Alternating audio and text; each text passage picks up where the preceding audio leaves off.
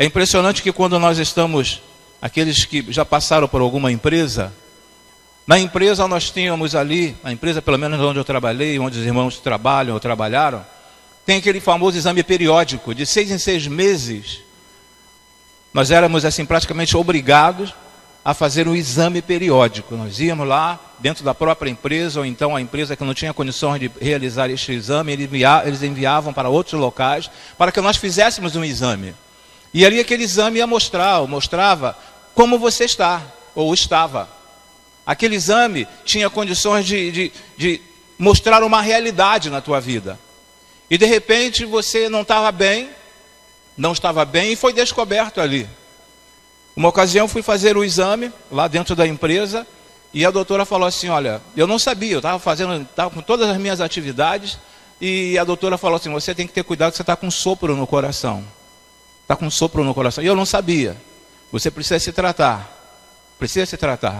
E eu, tá bom, vou fazer esse tratamento. Mas o sopro foi embora, era apenas um sopro.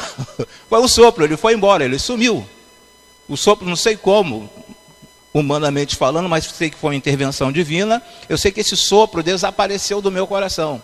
Depois, quando eu retornei, que fui fazer um novo exame, ela falou, o que aconteceu? O que você fez? Qual o cardiologista que você está fazendo o tratamento, o acompanhamento? Eu disse, nenhum. Eu não fiz nada. Eu orei. Eu esqueci que você é evangélico, eu esqueci que você é pastor. Então, o que acontece? Nas empresas nós fazíamos esses exames periódicos e na nossa vida também existem algumas coisas que precisam ser reavaliadas ou serem revistas. Nós precisamos passar por uma oficina de restauração. Existem muitas coisas na nossa vida que precisam ser restauradas. Nós já falamos sobre fé, já falamos sobre amor, já falamos sobre propósito, já falamos sobre sonhos, já falamos sobre uma série de coisas que precisam ser restauradas em nossas vidas, restauradas na vida de alguns irmãos. Mas nesta noite eu quero falar aos irmãos sobre esse tema, é tempo de restaurar a autoestima. Mas no domingo à noite o pastor pregar sobre restaurar a autoestima, isso é um assunto para gabinete, isso é um assunto para encaminhar para um psicólogo, sim, é para encaminhar para um profissional. Mas nós precisamos entender que nós somos constituídos de corpo, alma e espírito. Corpo, alma e espírito. E a igreja ela é uma grande oficina. A igreja é uma oficina de restauração. A igreja é um hospital onde trata das pessoas. E nós precisamos tratar dessas 3 áreas. Quando foge ao nosso conhecimento, quando foge à nossa condição, nós precisamos encaminhar para um profissional. Mas a Bíblia nos mostra todos os caminhos. Eu quero convidar aos irmãos nesse instante que abram suas Bíblias. Primeiro livro de Reis, capítulo de número 19. Versículo de 1 a 5. Vamos ver uma pessoa que estava precisando de um tratamento. Uma pessoa que estava com a autoestima baixa. E eu creio que no decorrer da nossa vida, algumas coisas já aconteceram. Já aconteceu contigo, já aconteceu comigo, já aconteceu com muitos dos que aqui se encontram nesta noite. Coisas estas que até hoje nós trazemos marcas desses acontecimentos. E a palavra nos fala assim, vamos ler na forma alternada. Ora, Acabe contou a Jezabel tudo o que Elias tinha feito e como havia matado todos aqueles profetas à espada. Versículo 2.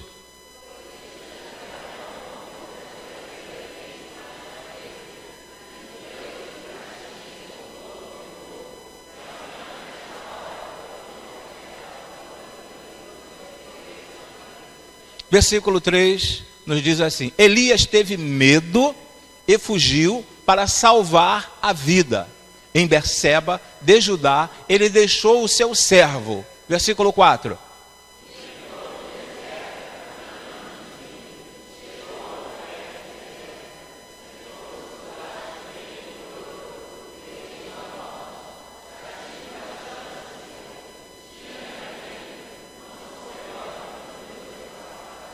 E por último, versículo de número 5, depois se deitou debaixo da árvore e dormiu.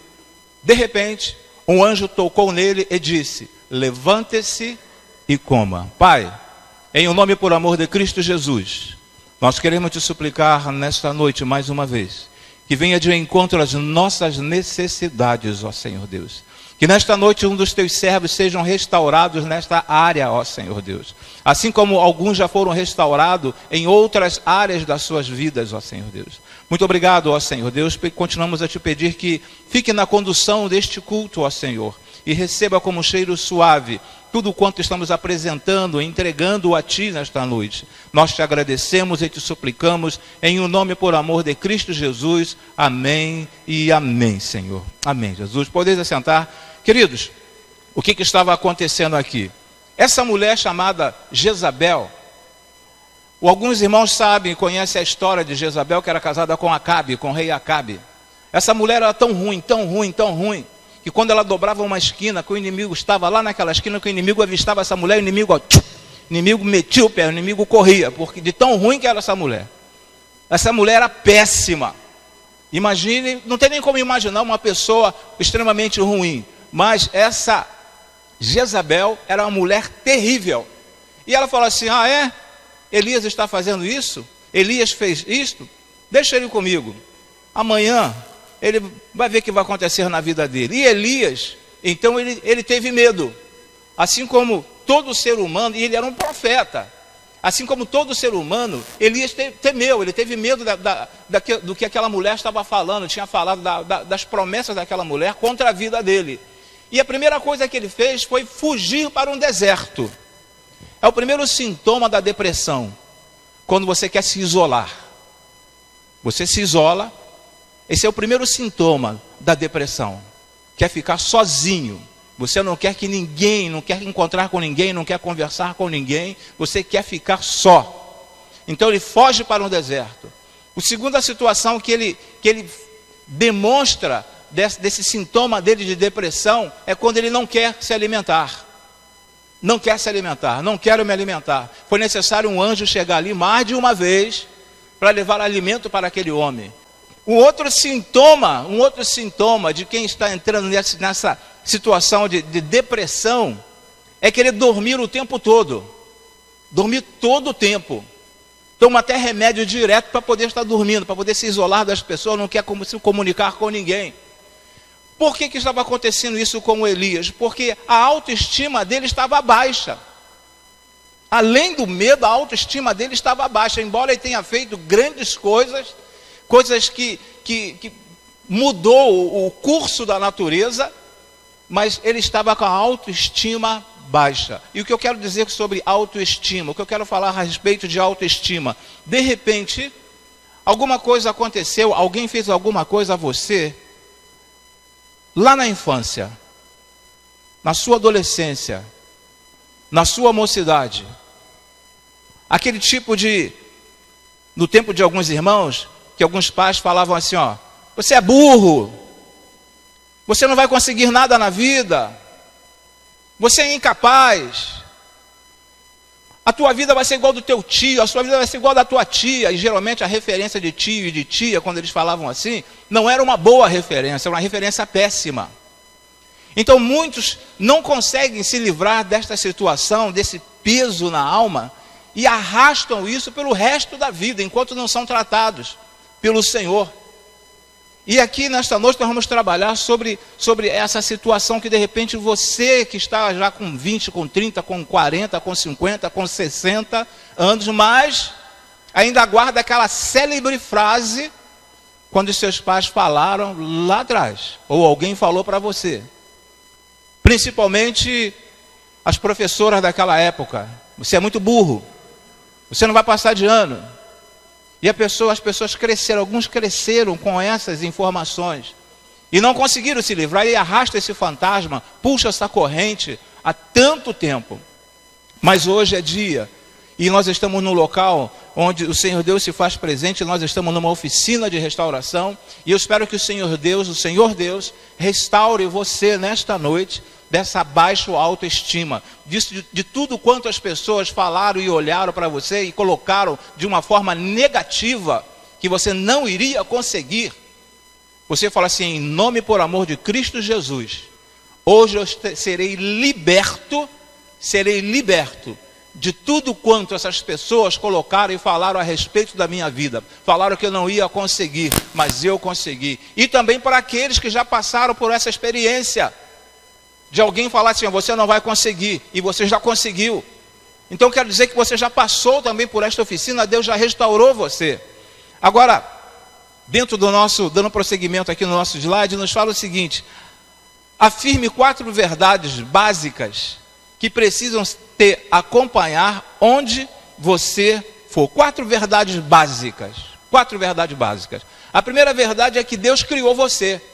No Salmo 139, versículo de número 13, o Senhor nos diz desta forma, eu não passei para os meninos, mas está aí na tela: tu criaste o íntimo do meu ser, e me teceste no ventre da minha mãe. Me teceste no ventre da minha mãe. Então observe que Deus criou você. Você é muito importante, você não é uma pessoa. O homem pode falar que você tem uma série de defeitos, que você não serve para nada. Mas se você é uma criatura de Deus, se você foi salvo pelo Senhor, se você é um filho de Deus, você é muito precioso.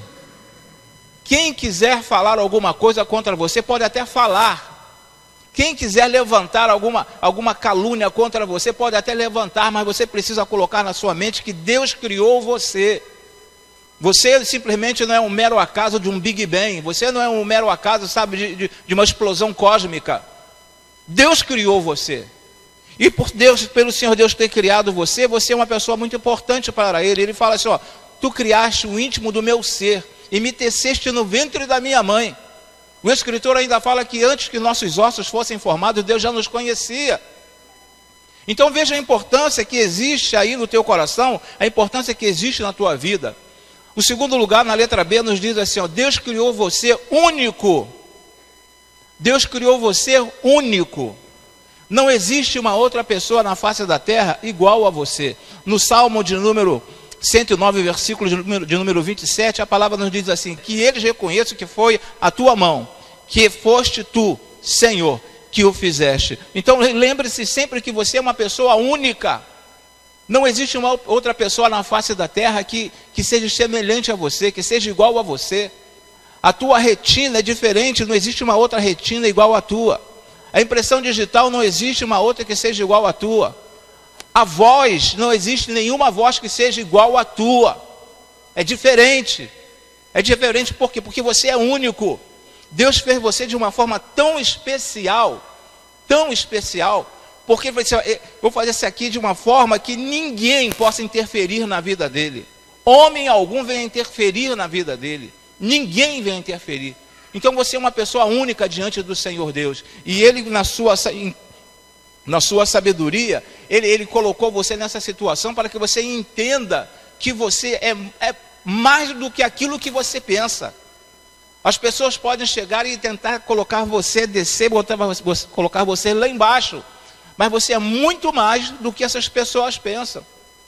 Eu sei que existem esposos, existem esposas, existem pais que lançam palavras sobre a vida da esposa, lançam a palavra sobre a vida do esposo, lançam a palavra sobre a vida do filho, e essas palavras marcam, essas palavras ficam impregnadas na nossa vida.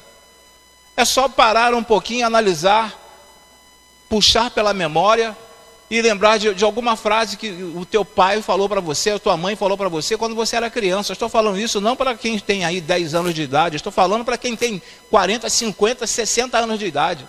Você lembra ainda, você traz contigo essas informações, o que falaram para você naqueles dias, ou naquele dia. Até hoje você traz isso na tua mente, embora você esteja liberto dessa situação, mas você ainda lembra dessa situação. Não te causa dor, mas você lembra ainda do que falaram para você na tua infância. Na letra C nos diz assim, Deus criou você especial. Você é uma pessoa especial. Existe até um cântico que fala, você é especial para Deus. Né? Um cântico, mais ou menos por aí. Você é uma pessoa, Deus criou você especial. Você é muito especial para Deus. Então observe, sabe, você não foi jogado neste mundo. Você não foi colocado neste mundo assim, não, se vira, dá teu jeito. O Senhor Deus, quando permitiu que você chegasse nessa família onde você vive, Deus cuidou de você, Deus tratou de você, Deus encaminhou você, Deus está contigo, Deus está te ajudando, mostrando que você é uma pessoa única, você é uma pessoa especial, que foi Ele que te criou. Você é filho de Deus. Eu falei na semana passada que não existe nenhum pai, ou dificilmente encontraremos um pai que vai querer o pior para o filho. O pai sempre quer o melhor para os seus filhos, em especial o nosso Deus, o nosso Pai, que é o Pai Celeste. Ele não quer nada de ruim para cada um de nós, Ele sempre vai querer o melhor para cada um de nós. E no Salmo 8, versículo de número 5, nos diz assim, ó: Tu o fizeste um pouco menor do que os seres celestiais, e coroaste de glória e de honra. Olha só, que primazia. Tu o fizeste um pouco menor do que os seres celestiais, um pouco menor do que os seres celestiais, e coroaste de glória e de honra. Então observe que você é uma pessoa muito especial para o Senhor Deus. Quando eu fiz uma monografia, quando eu estava na faculdade, eu defendi a tese que o homem existia antes da fundação do mundo. O homem existia antes da fundação do mundo, porque já estava no plano de Deus. Já estava nos planos de Deus, que um dia a terra seria habitada por cada um de nós. Então já estava no coração de Deus a criação do homem. Então, queridos, antes que o mundo fosse formado, Deus já sabia perfeitamente quem lhe colocaria no jardim e o que aconteceria com o passar dos tempos até esse século 21 que nós estamos vivendo. Na letra D nos diz assim, ó: Deus criou você com um propósito.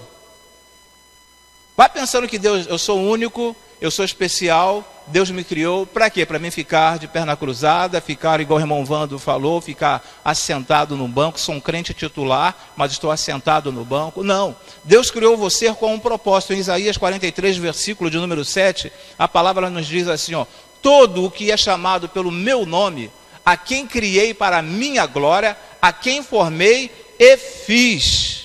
Olha só que coisa impressionante. Todo o que é chamado pelo meu nome, e a quem criei para a minha glória, a quem formei e fiz. Deus criou você com um propósito.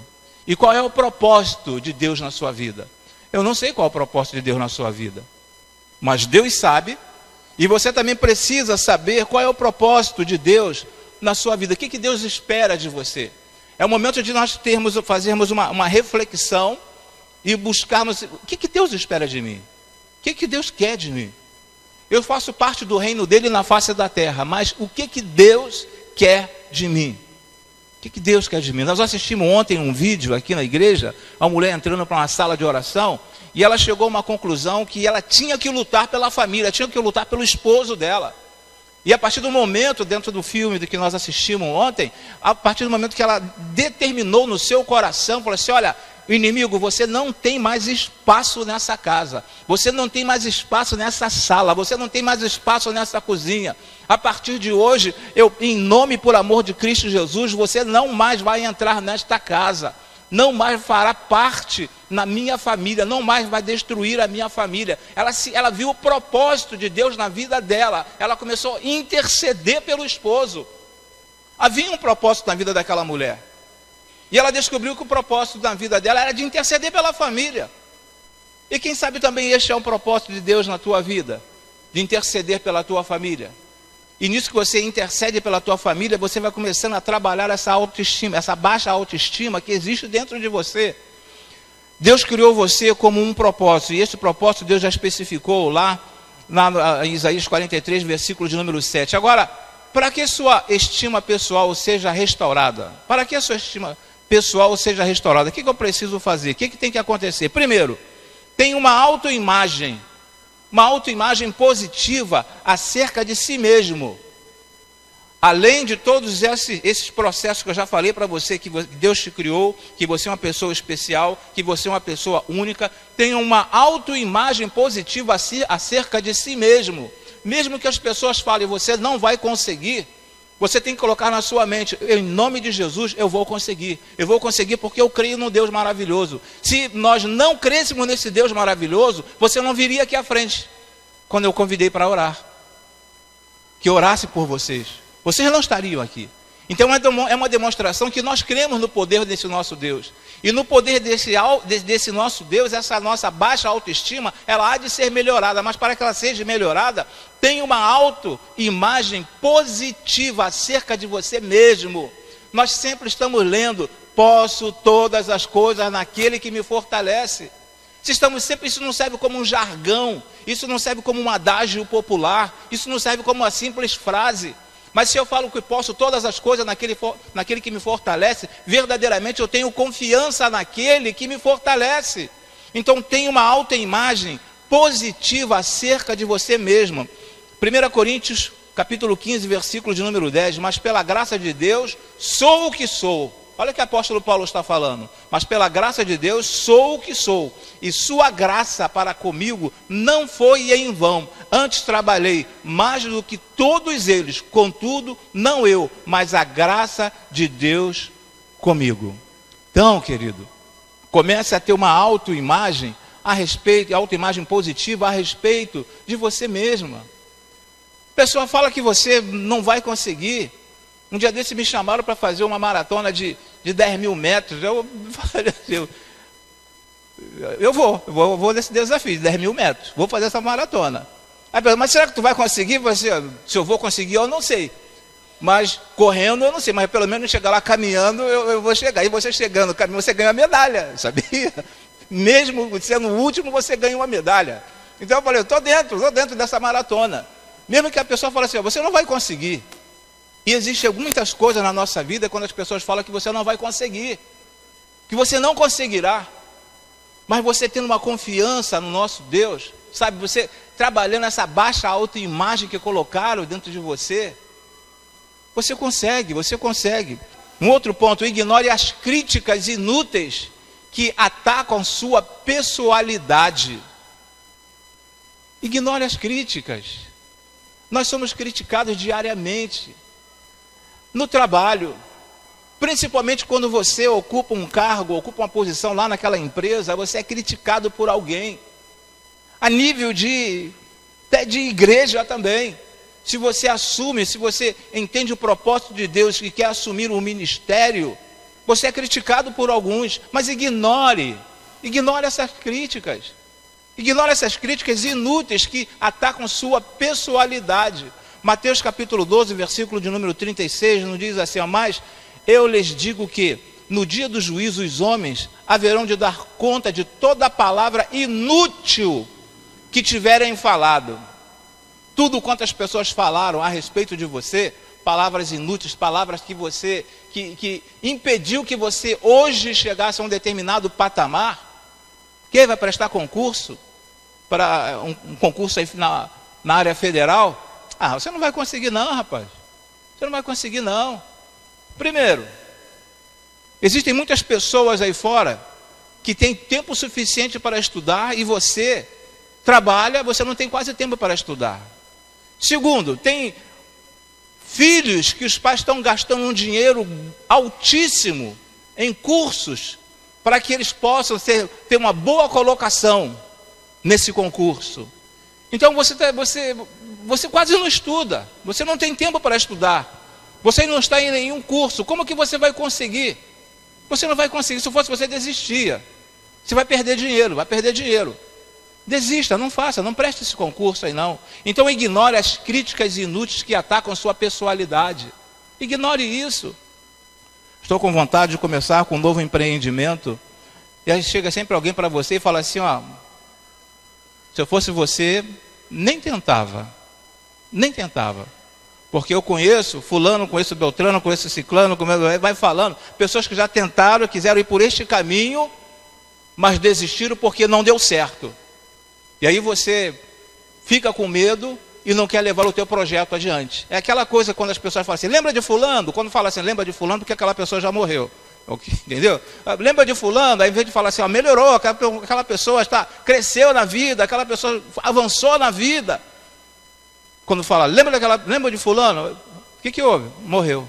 São palavras assim, que não nos faz crescer, não faz você, não te leva a lugar nenhum. Então ignore em nome por amor de Jesus, as críticas inúteis. Você é péssimo nessa área. Péssimo por quê? Quem é você para dizer que eu sou péssimo nessa área? Eu estou me esforçando. E eu estou saindo da arquibancada, eu estou saindo do banco, eu estou saindo da área de conforto, da zona de conforto, para poder avançar, para poder conseguir alguma coisa. Então não se deixe abater pelas palavras inúteis de algumas pessoas que querem trabalhar na tua autoimagem e colocar você lá embaixo. Nossa, como é que você está gordo? Aí você começa a olhar, vai para frente do espelho, de frente, de lado, você começa... O que aconteceu contigo? Se você emagrece, você está um pouco magro, está doente. Você está doente, o que está acontecendo contigo? São pessoas que procuram sempre trazer alguma palavra, ao invés de falar, você está esbelto, você está bonito. O que está acontecendo contigo? Você está doente, emagreceu tão rápido. Então são palavras inúteis. Só árvores frutíferas recebem pedradas. Só árvores frutíferas recebem pedradas. Se você é um filho de Deus, se você foi criado por Deus, se você é único, se você é especial para Deus, com certeza as pessoas irão falar, ou farão alguma coisa contra você. Porque só árvores frutíferas recebem pedradas. E na medida que você quer crescer, na medida que você quer avançar, na medida que você quer mudar a história da sua vida, as pessoas começam a jogar pedra em cima de você, a falar coisas que não deveriam falar. Mas o que entristece, eu creio que entristece o coração do Senhor Deus, é porque às vezes você, sendo um servo do Senhor, sendo uma serva do Senhor, você recebe essa palavra negativa na sua vida, você recebe e coloca, realmente eu não vou conseguir, realmente eu sou um incapaz. Quando nós deveríamos agir ao contrário, eu vou conseguir, porque eu creio neste Deus maravilhoso. Todo poder emana de Deus. Então eu creio que eu vou conseguir. Eu tenho fé em Deus. Vamos trabalhar isso que está dentro de cada um de nós. Se de repente alguém já falou alguma coisa para você e colocou você lá embaixo, busque em Deus. Foi isso que Elias fez. O Senhor Deus mandou o anjo ali algumas vezes para falar com ele, e ele se levantou. Deus falou assim: eu tenho um propósito na tua vida.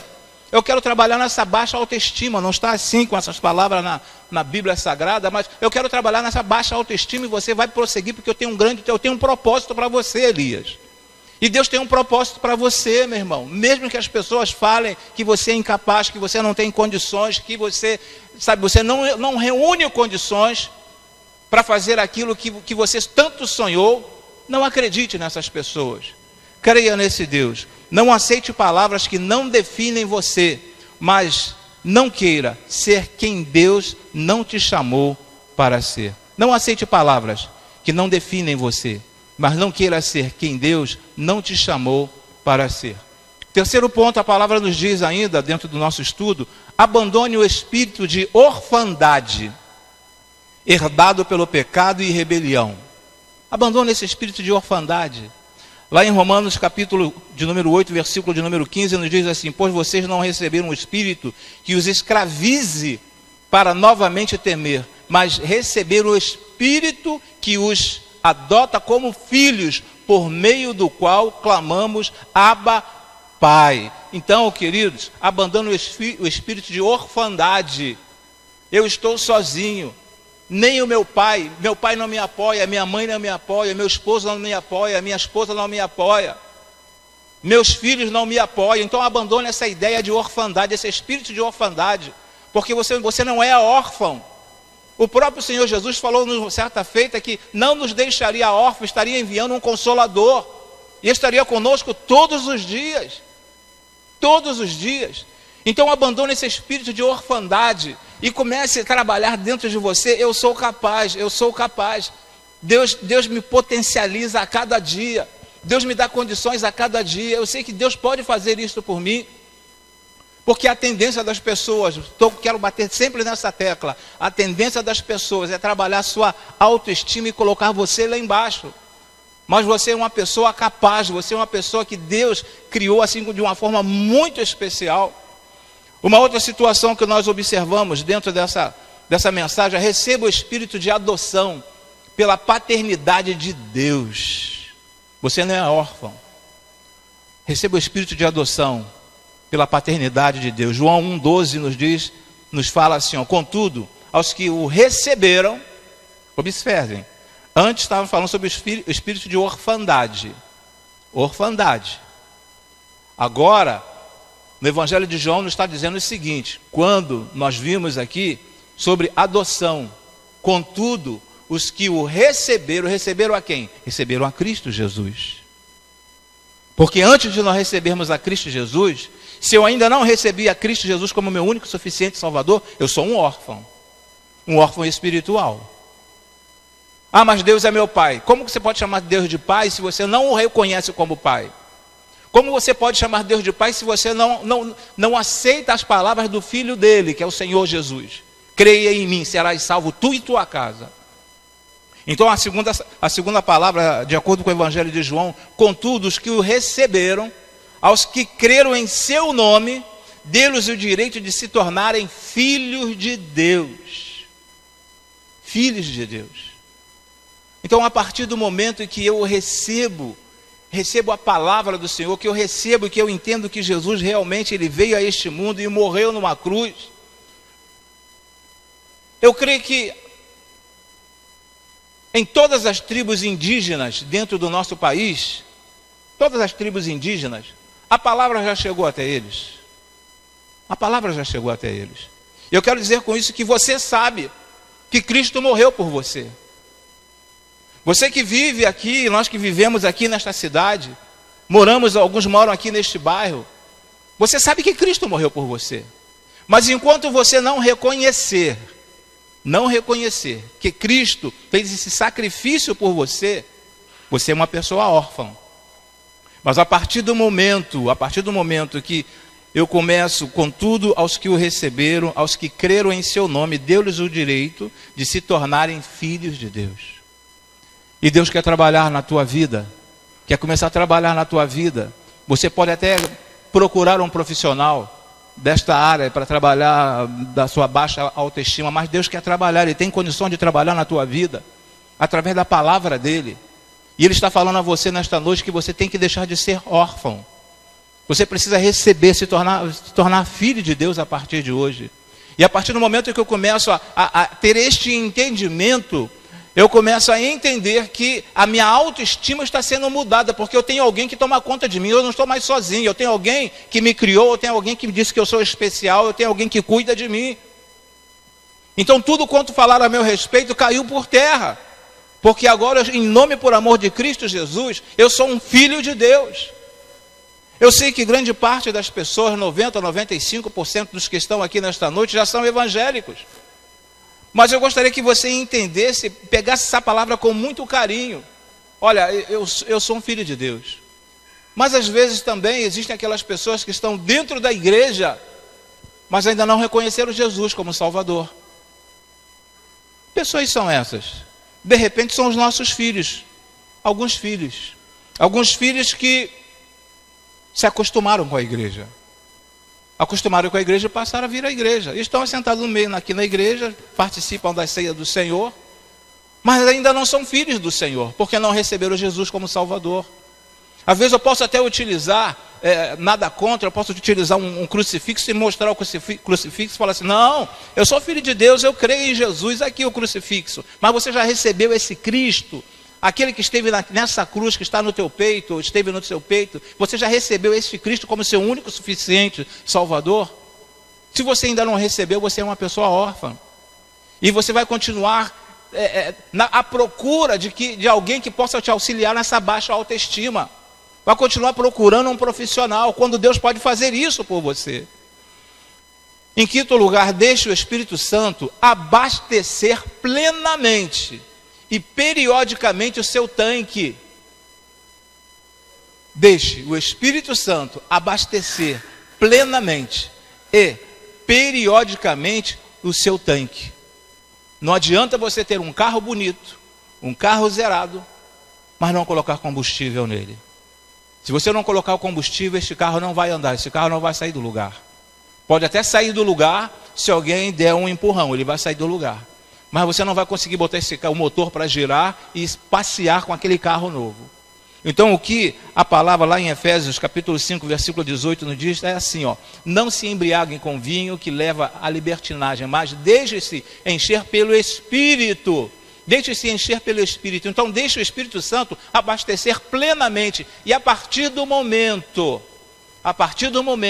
que eu recebo esse Cristo na minha vida, o Espírito Santo de Deus passa a habitar na minha vida também. A partir do momento que eu recebo esse Cristo, esse Filho de Deus, na minha vida como meu único, suficiente Salvador, eu começo a ser abastecido por esse Espírito Santo. Ele começa a trabalhar toda essa área negativa que estávamos falando ainda há pouco, tudo isso que falaram contra você na tua adolescência, na tua infância, na tua mocidade, tudo começa a ser renovado dentro de você, porque você está sendo abastecido pelo Espírito Santo. Cada vez que você abre a palavra, cada vez que você fecha os olhos, que pede ao Senhor Deus, Deus começa a te abastecer e encher o teu tanque.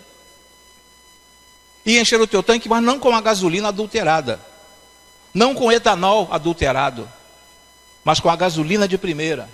Com o etanol de primeira. Não o que nós ouvimos por aí, não, você pode vir para aqui, fica aqui nesse grupo, fica aqui, fica ali, porque você vai conseguir, nós vamos te ajudar. Não, você será abastecido e terá o teu tanque cheio pelo Espírito Santo de Deus. E aí você vai começar a sentir uma diferença. As pessoas vão de olhar para você e começar a notar essa diferença na sua vida. Ver que você mudou, que você está crescendo, que você está mudando. Número 6 nos fala assim, ó: receba o amor do Pai receba o amor do Pai e pare de amar o mundo. Receba o amor do Pai e pare de amar o mundo. Quantas pessoas preferem amar o mundo? Quantas pessoas preferem se deliciar, entre aspas, com o que o mundo oferece, mas perde o amor de Deus sobre a sua vida, ou melhor, perde a bênção de Deus para a sua vida. Deixe Deus restaurar sua estima hoje. Deixe Deus restaurar a sua estima hoje. Se você está com a autoestima baixa, deixe Deus restaurar a sua estima hoje. Permita que Deus faça isso na sua vida. Está quase no final da nossa mensagem, está lá no finalzinho da mensagem. Deixe Deus trabalhar restaurar essa tua autoestima. Ele fez isso com Elias. E Elias aceitou. E Elias conseguiu sair daquela situação em que ele se encontrava. Se levantou, se alimentou daquele pão, bebeu daquela água. E começou então a caminhar, a ter um novo estilo de vida. É isso que Deus quer fazer contigo nesta noite, meu querido. Eu estou falando sobre baixa autoestima, pode ser para membros desta igreja e também sendo para os nossos visitantes também. Mas só que são situações diferentes. Aqueles que já são membros de uma igreja sabem que podem contar com a ajuda, com a proteção do Senhor Deus. Mas eu preciso buscar mais o Espírito Santo na minha vida. Eu tenho que buscar mais. Mas para aqueles que ainda não reconheceram Jesus como Salvador, deixe de ser órfão a partir de hoje. E que você nesta noite torne-se, ou que venha a ser um filho de Deus. E deixar que Deus trabalhe, sabe, essa coisa que está na tua vida aí, que você arrasta há tanto tempo. E aí, a palavra nos fala lá em Jeremias 33:6, todavia trarei restauração e cura para ela. Curarei o meu povo e lhe darei muita prosperidade e segurança. Relendo, todavia, trarei restauração e cura. Restauração e cura. Mas é necessário que eu não apenas seja um mero ouvinte da palavra do Senhor, mas que eu possa receber essa palavra na minha vida, como algo restaurador. Todavia, trarei restauração e cura. Trarei palavras do Senhor. Eu trarei restauração e cura para ela, e curarei o meu povo, e lhe darei muita prosperidade e segurança. Fechando, deixe Deus restaurar seus sonhos. Deixe Deus restaurar os seus sonhos. Você não vai conseguir. Você é um incapaz. Não, você não é incapaz. Deixe Deus restaurar os teus sonhos. Ele quer fazer isso contigo nesta noite. Mas lembre-se, independe da tua idade, independe da tua faixa etária. De repente você já está com 50 anos de idade e é uma pessoa infeliz. Infelizmente, é uma pessoa infeliz. Porque falaram tantas coisas a teu respeito, até que o teu casamento não ia dar certo. E você fala assim: meu casamento não deu certo porque falaram lá atrás. Meu casamento não deu certo porque falaram lá atrás. Mas hoje o Senhor quer fazer a diferença na sua vida. Deixe Deus restaurar os seus sonhos.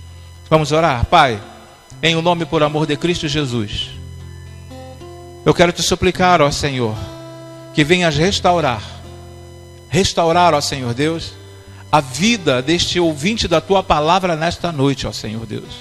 Nesta área da baixa autoestima, ó Senhor Deus. Mas sabemos que tu podes, ó Senhor, agir assim como agiste na vida de Elias, ó Senhor. Tu podes também agir na nossa vida. E em nome por amor de Cristo Jesus, que eu quero colocar estas pessoas diante do teu altar nesta noite, ó Senhor Deus. E que essas pessoas permitam ser trabalhadas por ti, ó Senhor. Permitam ser restauradas por ti nesta noite, ó Senhor Deus. Pessoa esta que há tanto tempo, ó Senhor Deus, vem sofrendo, ó Senhor, com um abandono de pai, abandono dos filhos, abandono de um esposo, abandono de uma esposa. Mas que hoje seja uma noite de mudança na vida dessas pessoas. E em nome por amor de Cristo Jesus, que eu coloco essas pessoas em tuas mãos, já confiado, ó Senhor Deus, que sairemos daqui restaurados pela tua palavra. E é em nome por amor de Cristo Jesus que eu te agradeço e te imploro. Amém e amém, Senhor. Amém, Jesus.